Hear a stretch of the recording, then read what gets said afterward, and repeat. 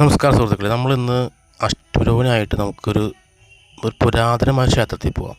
പുരാതനം എന്ന് പറഞ്ഞാൽ നൂറ്റാണ്ടുകൾ പഴക്കമുള്ളൊരു ക്ഷേത്രമാണിത്. ഇത് സ്ഥിതി ചെയ്യുന്നത് പുത്തഞ്ചിറയിലാണ്. പുത്തഞ്ചിറ തൃച്ചക്കരപുരം ശ്രീകൃഷ്ണ ക്ഷേത്രം എന്നാണ് ഈ അമ്പലത്തിൻ്റെ പേര്.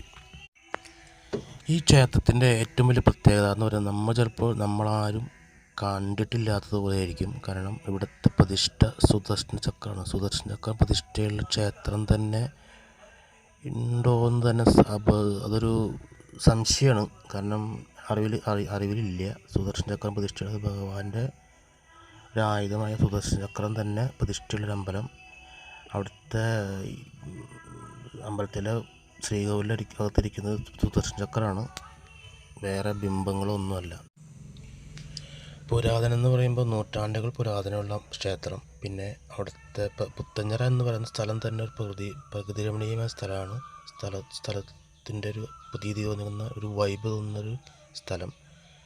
മാളയിൽ നിന്നും കൊടുങ്ങല്ലൂർ റൂട്ടിലാണ് ഈ സ്ഥലവും ക്ഷേത്രവും സ്ഥിതി ചെയ്യുന്നത്.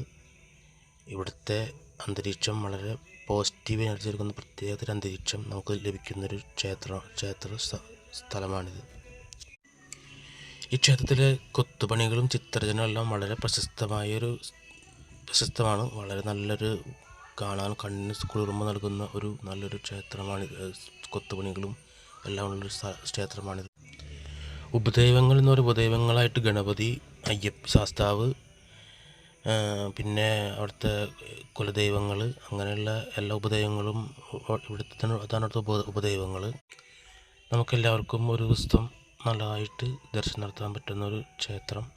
ഇന്ന് ഭഗവാന്റെ ജന്മദിനമായിട്ട് നമുക്ക് ഈ തൃച്ചക്കരം ക്ഷേത്ര ദർശനം നടത്താം. അവിടുത്തെ ദേവരെ തൊഴാം, സുദർശന ചക്രം തൊഴാം.